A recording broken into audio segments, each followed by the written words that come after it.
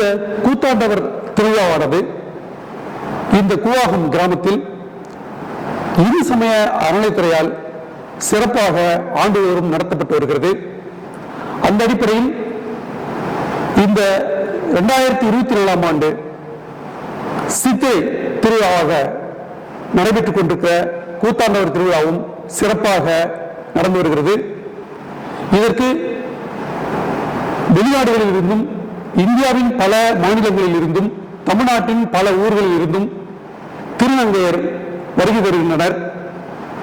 அவர்களுக்கு இந்து சமய அறநிலைத்துறையின் சார்பாக வரவேற்பையும் வாழ்த்துக்களையும் தெரிவிக்க கடமைப்பட்டிருக்கிறோம்.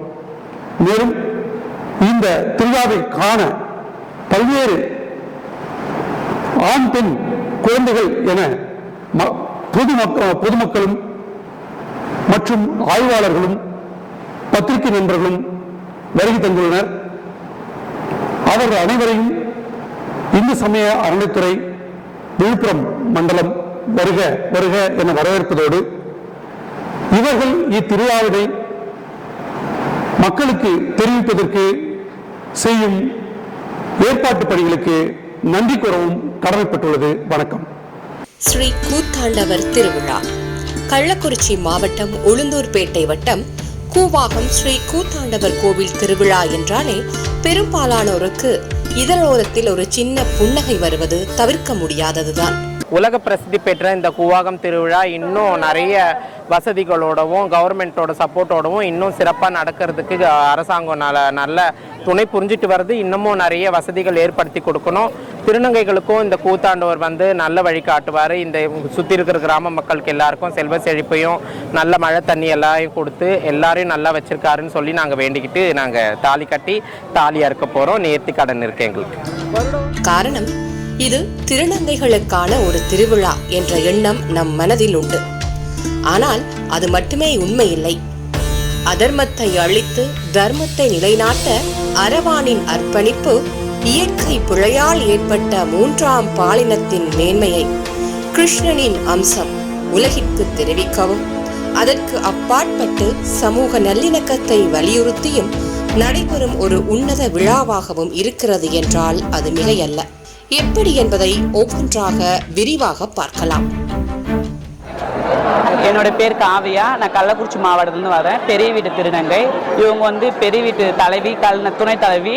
அவங்க சேலா. இவங்க என் குரு. நாங்கள் ஒரு 8 வருஷமாக நான் வந்துட்டு இருக்கேன். இவங்க ஒரு 20-30 வருஷமாக வந்துட்டு இருக்காங்க. ரொம்ப சந்தோஷமா இருக்கு. வருஷத்தில் ஒரு டைம் எங்கள் ஆண்டவரை பார்க்கறது எனக்கு மனசுக்கு ரொம்ப திருப்தியாக இருக்குது. எனக்கு அந்த வருஷம் ஃபுல்லாக எவ்வளோ கஷ்டங்கள் இருந்தாலும் அவரை பார்த்தோன்னே எனக்கு அந்த கஷ்டம் ஃபுல்லாகவே தீர்ந்து போது. ரொம்ப சந்தோஷமா இருக்கு. அரவான் களப்பலியும் திருவிழாவும்.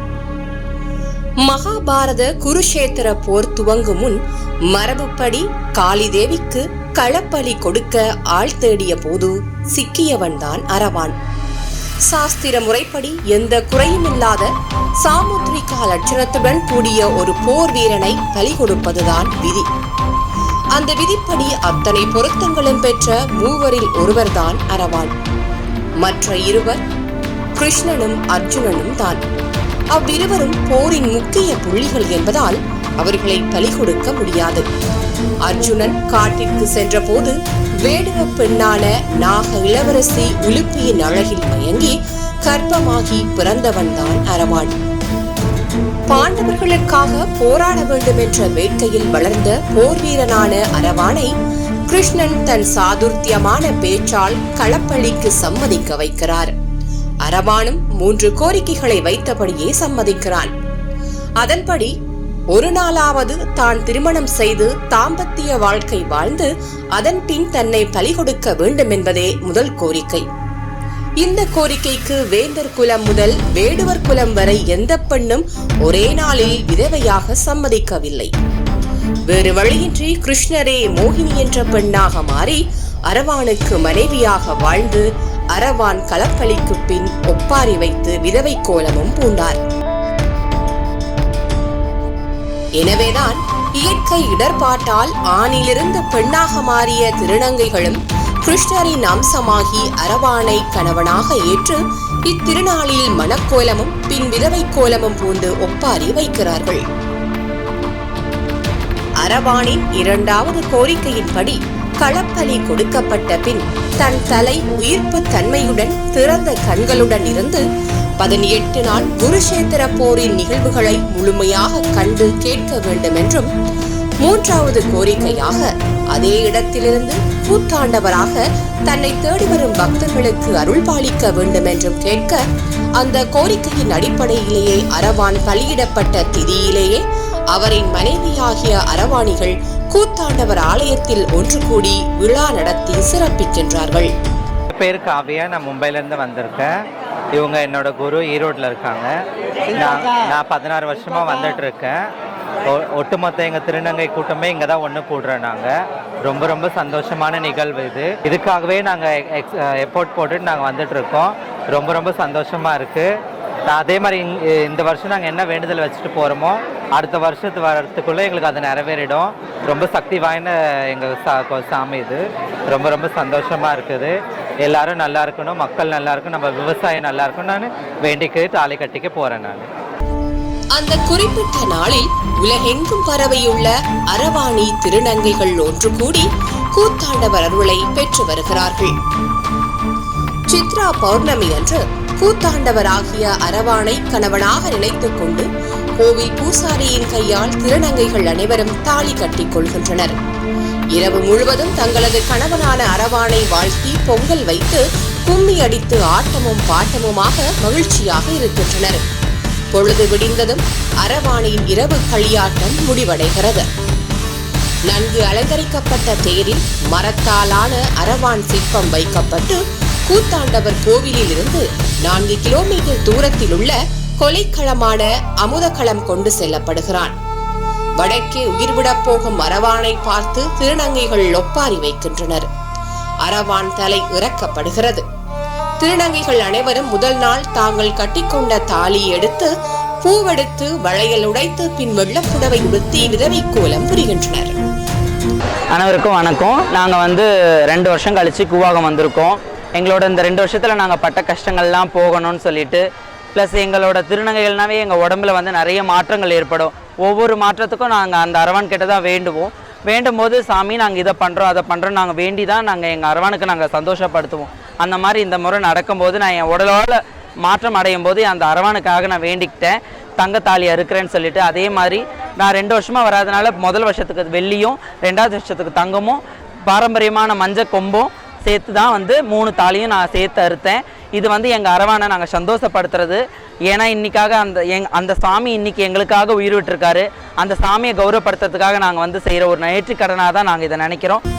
மகாபாரத போரில் அரவான் களப்பலி கொடுப்பதை நினைவுபடுத்தும் வகையில் இக்கோவிலில் சித்திரை பெருவிழாவின் 16ஆம் நாளில் அழுகலம் நிகழ்ச்சி நடப்பதால் கூவாகம் சுற்றுவட்டார கிராம மக்கள் 18 நாட்களுக்கு சுப நிகழ்ச்சிகளை செய்வதை தவிர்த்து விடுகின்றனர்.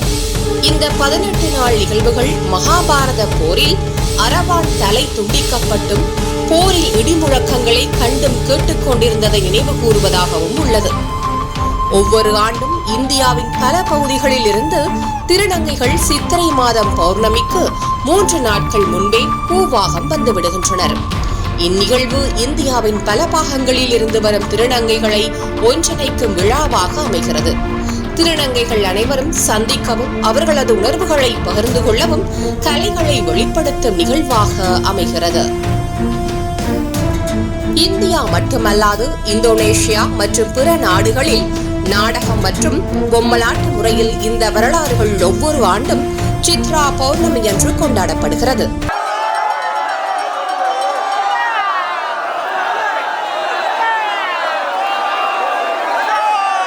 திரௌபதி வழிபாட்டிலும் இந்த அரவான் முக்கிய இடத்தை வகிக்கிறார். சமூக நல்லிணக்கத்தை மேம்படுத்தும் விழாவாக இவ்விழா உள்ளது. மேலோட்டமாக பார்க்கையில் திருநங்கைகளின் திருவிழா போல் தோன்றினாலும் உண்மையிலேயே இது ஒரு ஏற்றத்தாழ்வை மறக்கச் செய்யும் ஒரு சமூக நல்லிணக்க பிறநாள் என்றே சொல்ல வேண்டும்.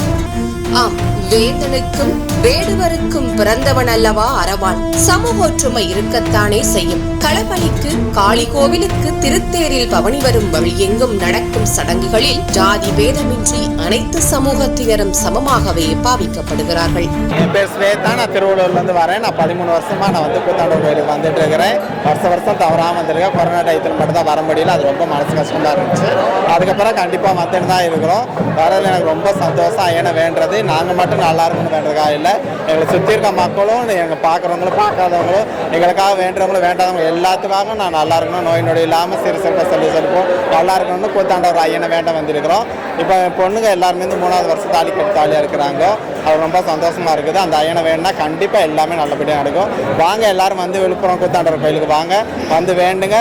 செல்வங்கள் பெருகும், கோடான கோடி புண்ணியங்கள் கிடைக்கும் உங்களுக்கு. வந்து கண்டிப்பாக எங்கள் ஐயனை வேண்டுங்க, நல்லபடியாக இருக்கும். நன்றி. திருத்தேர் புறப்பாட்டிற்கு முன் தச்சு தொழில் ஆசாரியருக்கு மரியாதை செய்து அவர் கையால் அச்சாணி பூட்டப்படுவதும், நவதானிய பாலி என்ற நிகழ்வின் போது தலித்தின மக்களும் வன்னியரின மக்களும் மாலை மாற்றிக் கொள்வதும், அரவானின் பாதையடிகளை தலையில் சுமந்து வரும் ஏகாலியாருக்கு பக்தர்கள் பாத பூஜை செய்வதும் என்று ஒவ்வொரு நிலையிலும் விளிம்பு நிலை மக்களை முன்னிறுத்தி நடத்தப்படும் விழா என்பதால் இங்கு சமத்துவம் மேலோங்குவதில் ஐயமில்லை. ஸ்ரீ கூத்தாண்டவர் கோவிலுக்கு வெகுஜன மக்களும் ஏதாவது வேண்டுதலை வைத்து அது நிறைவேறியவுடன் திருநங்கைகளைப் போல் தாலி கட்டி சடங்குகளை செய்து இந்நாளிலே தங்கள் நேர்த்தியை நிவர்த்தி செய்கிறார்கள். என் பேர் கனிஷ்கா, நான் கிருஷ்ணகிரியிலேருந்து வந்துட்டு இருக்கேன். ஒரு 10 வருஷமா இங்கே வந்துட்டு இருக்கேன். எங்கள் ஐயனை நினச்சிட்டு எது வேணாலையும் கண்டிப்பாக வருஷம் இந்த வருஷத்தில் இது வேண்டிட்டு போனால் அடுத்த வருஷத்துக்குள்ளே எல்லாம் நிறைவேறிடுது. நாங்கள் இதே மாதிரி வருஷம் நாங்கள் சாவர வரைக்கும் இதே மாதிரி எங்கள் ஐயனுக்கு வந்து தாலி கட்டி தாலி எடுத்துகிட்டு இந்த வருஷத்துக்கு ஒரு நாள் எங்கள் ஜென்ரேஷன் எல்லாருமே பார்த்துட்டு ரொம்ப ஹாப்பியாக இருப்போம். ரொம்ப சந்தோஷமாக இருக்குது. எல்லாருமே என்னுடைய ஃப்ரெண்ட்ஸ் எல்லாம் கூட்டமாக பார்க்கும்போது ரொம்ப ஹாப்பியாக இருக்கு. ஆக மொத்தத்தில் நாடு செழிப்படையவும், மக்கள் நலம் பெறவும், மானுடம் சிறக்கவும் கூத்தாண்டவரின் அருள் என்றென்றும் வேண்டும் என்று வேண்டி விடைபெறுகிறோம். நன்றி.